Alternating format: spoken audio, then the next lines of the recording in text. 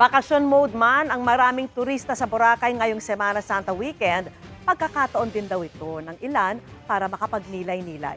At nakatutok doon live si Kim Salinas ng GMA Regional TV. Kim!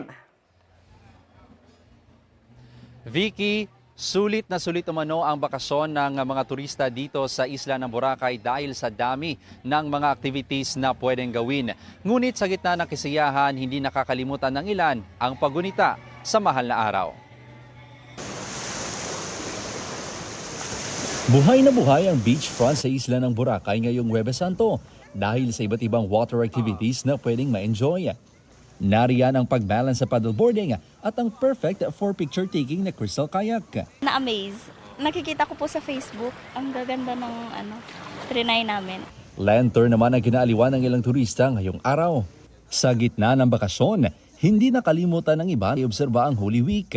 Gaya na lang ng pamilyang ito mula sa Bataan na nakapunta sa Lambros Point kung saan makikita ang imahen ni Mama Mary. Nananalangin talaga kami na sana kahit na ganito ang buhay, makaraos ng maayos. Saka sana matapos na yung gera sa ibang lugar. Dinayo naman ng pamilya ni Joe ang sikat na Willis Rock kung saan matatagpuan ang grotto ng Birheng Maria.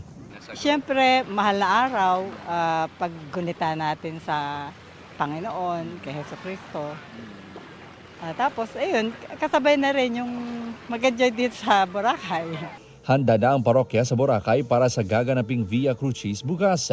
Magsisimula ito alas 6 ng umaga sa Santa Lucia Chapel sa Barangay Manok-Manok.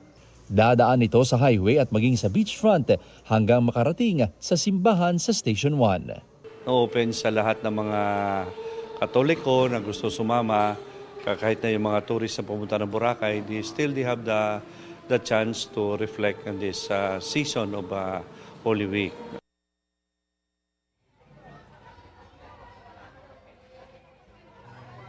Vicky, susulitin ng ilang turista ang pag-party at pag-enjoy ng night activities dahil pansamantala itong ipagbabawal bukas ng gabi sa pag-obserba ng Semana Santa. Vicky?